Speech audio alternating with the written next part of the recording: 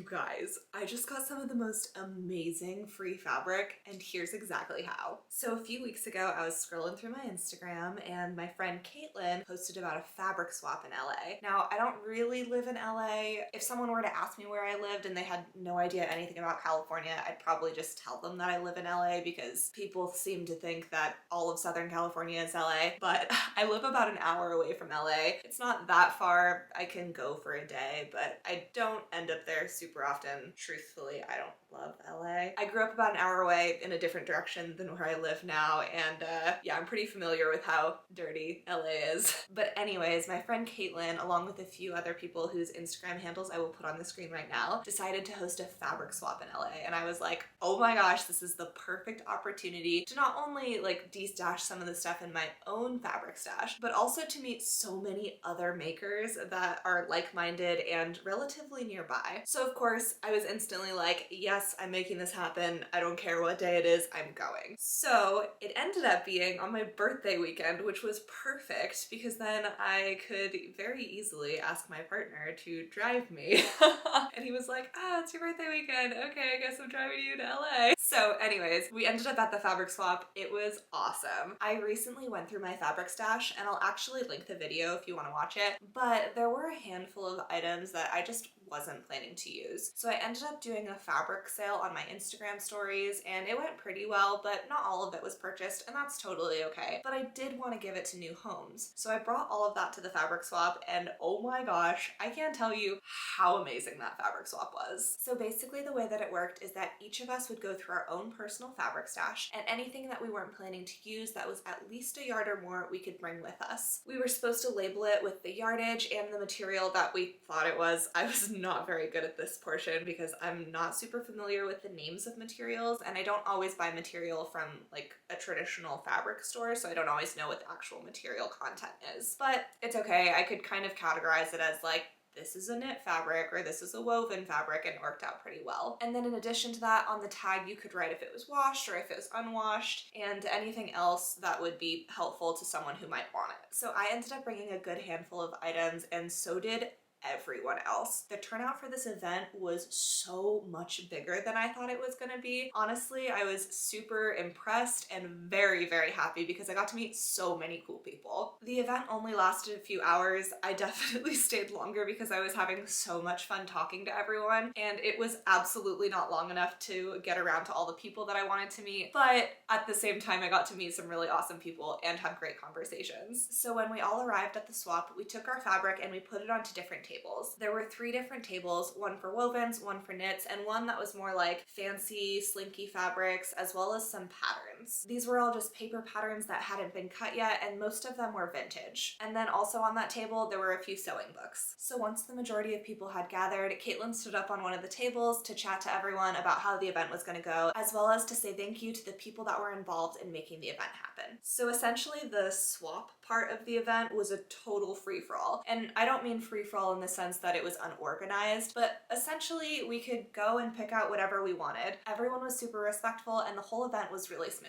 There were some people who were on personal fabric bans who basically decided they had too many fabrics in their stash that they wanted to use before actually going and purchasing or acquiring new fabric. So those people essentially dropped off fabric but didn't bring any home. Then there were some people that took less than they brought, and others that took more than they brought. So essentially it all totally worked out. There was also quite a bit of fabric left over at the end of the stash, but the organizers had already accounted for that, and they planned to bring it to a place called Remainders. This is essentially one of their local thrift stores, but the thrift store is dedicated to crafting. I've never personally been, but Caitlin showed me pictures and it looks really, really cool. It's all donation and volunteer based, so all the leftover fabric was donated to Remainders. I also think that it was super helpful to the organization because all of the fabric was already labeled with yardage and content type. So now that you kind of understand how the fabric swap went, let me get into showing you all the gems that I brought home.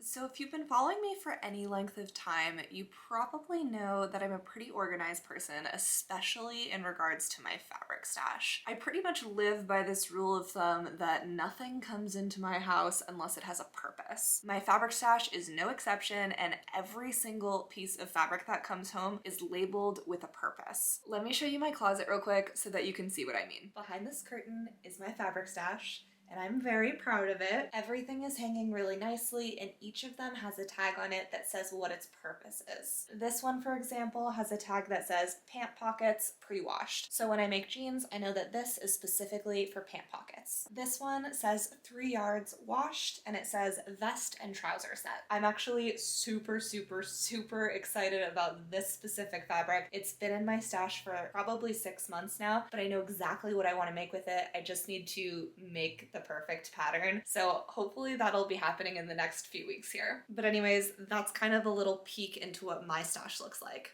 So with that being said, I didn't really apply that rule to this fabric swap. To some degree, I feel like rules are kind of meant to be broken. Like overall, I think that it's really good that I generally live by this rule for my fabric stash. Otherwise, it would be way too big. And I know a lot of sewists out there who are on fabric bans because they've just overwhelmed themselves with too much fabric and they probably can't use it all at this point. It's so much faster and easier to purchase fabric than it is to use it. So it's really important for me that I'm being intentional about the fabric that comes into my home. I'm also on a very tight budget right now. So something like this event was perfect for me because I was able to bring new things into my home for no money at all. And I was also able to give some stuff away that I wasn't going to use. So all that to be said, that I was a little less intentional with the things that came in, and instead I just picked up things that were inspiring to me. I've been feeling a bit lately like maybe I was pigeonholing my personal style by defining exactly what I wanted it to be, and then because of that I was only purchasing fabric in certain colors even though other colors inspired me. But it's interesting because there's definitely a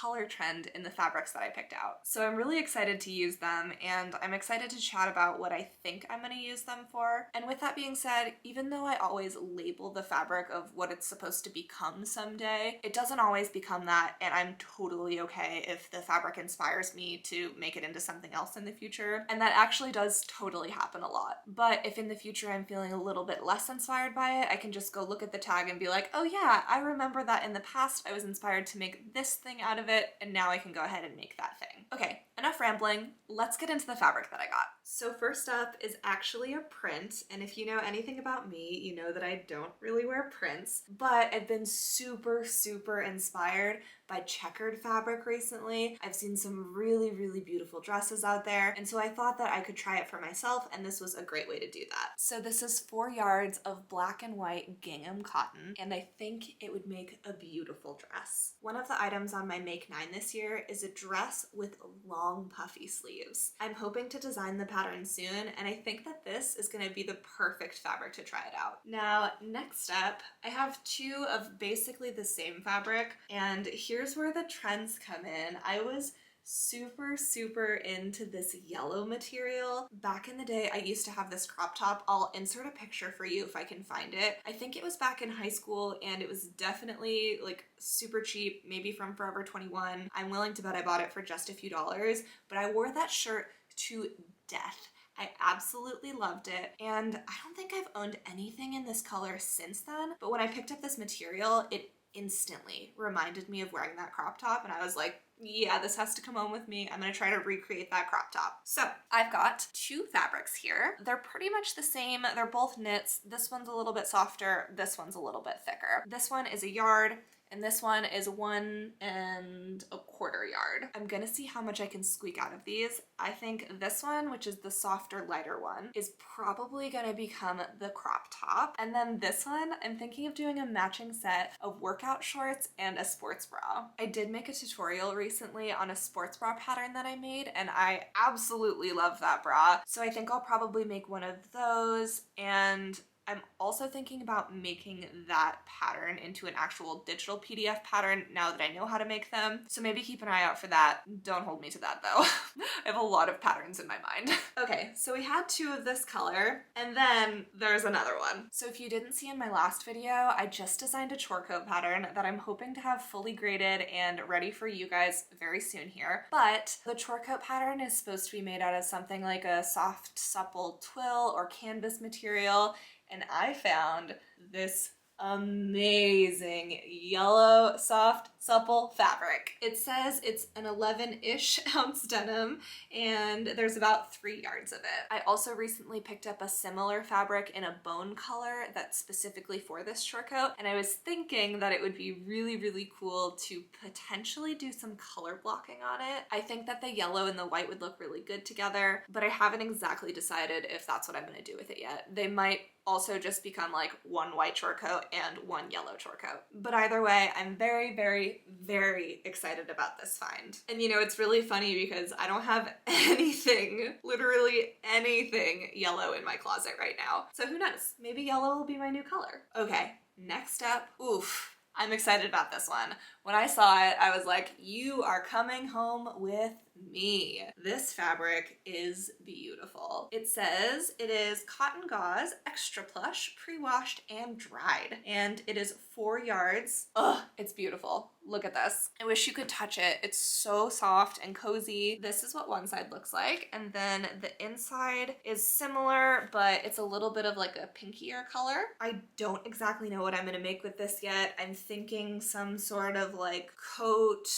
I'm not totally sure, maybe a pullover. It's very cozy. I'm super excited to use it. I also really, really love this color. I have a Matilda dress that I wear that's super similar to it, and I think that it complements my skin tone really well. So I'm really excited to transform this into something, and if you have any ideas of what it should become, please let me know in the comments below. Okay, next up is a fabric that I didn't actually pick out from the swap. Caitlin brought it over to me specifically because I had told her I was looking for something and she had found it in her stash and she wasn't planning to use it anymore. And that is a black knit fabric. So the thing about knit fabrics is that you kind of need it to be a certain weight depending on what you want to use it for. And I mean, I guess you could probably say that about literally any fabric, but I've been finding that a lot of these black knit fabrics are just so thin, and I don't want like a super, super thin top. I mean, it's okay sometimes, but what I specifically have in mind for this, I don't want it to be super thin because I prefer to not wear a bra, and I don't want you to actually be able to see my nipples. Like, sure, I have nipples and it's okay if they're like out for your eyeballs, but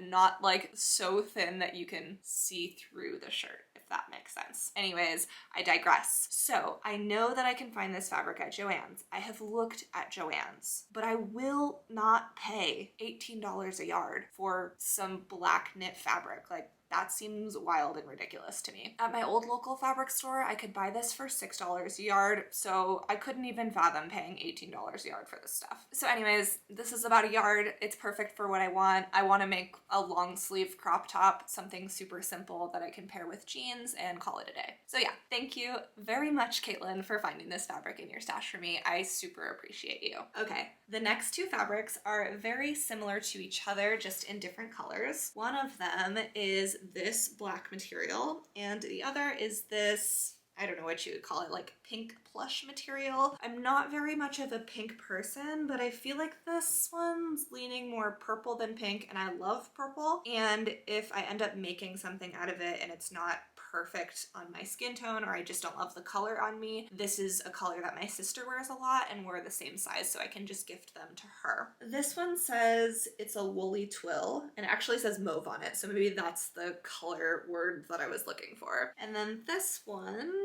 is there a tag on this? And then this one says black fabric, but the fabrics feel pretty similar. They're both like a medium weight, and I think that they would make absolutely beautiful trousers. The black fabric is 4.5 yards and the mauve fabric is 4 yards. So I've got a lot to work with and I'm very, very excited about them. So I've told you guys before that I really want to make a pair of pleated trousers, but I have something like super specific in mind, and I haven't found any sewing patterns that do exactly what I want. And what it is that I want is 2 pleats in the front that fold outward and not inward, and then a single dart on either side of the back. For some reason, all these patterns that I'm seeing have pleats like folded in the wrong direction. They've got 2 darts on the back, and while those things are okay, I do have a very specific thing in mind. So obviously I want to make what I want to make, and I couldn't find the pattern for it.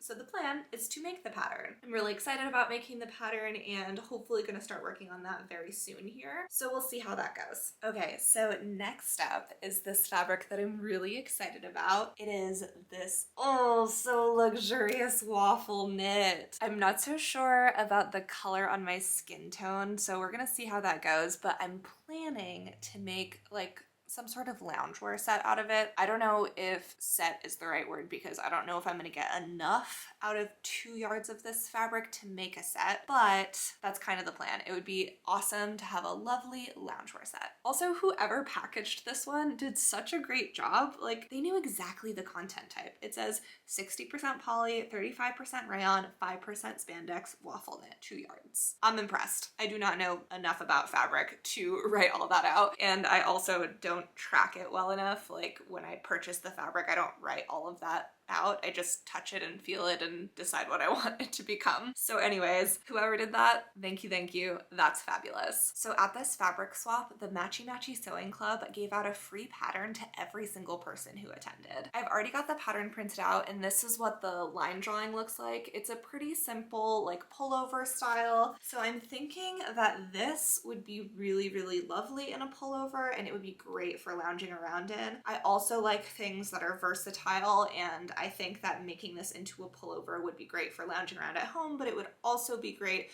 for wearing on top of just a normal outfit out and about. So yeah, that's kind of what I had in mind for this one. I'm really excited to use this pattern, and thank you to the Matchy Matchy Sewing Club for gifting us all this pattern. Okay, now if you've stuck around this long, I saved the best for last, and that is this fantastic wool. Oh my gosh, I wish you could touch this. It is luxurious, it is thick, it is beautiful, and all right. It was packaged very cutely. The tag here says reversible dead stock wool, 80% wool, 20% nylon, 59 inches, 3.5 yards. It's pre-shrunk in hot dryer with damp towels. I'm so excited to use this. I can't even tell you. I most certainly could not afford to buy wool at this time, and this is some really, really luxurious wool. It also came with some interfacing as well as a lining material that matches it. Wow. I plan to make the most beautiful coat out of this. I've never worked with a wool that's this thick, so I think it'll definitely be a challenge for me, but I'm really excited to have a challenge, and I'm really excited to put a lot of like time and effort and care into a beautiful wool coat that hopefully I can wear for the rest of my life. I also really love the color combination. I'm absolutely over the moon about this wool. I love the colors. I think it's gonna look great with lots and lots and lots of different outfits, and it's super high quality,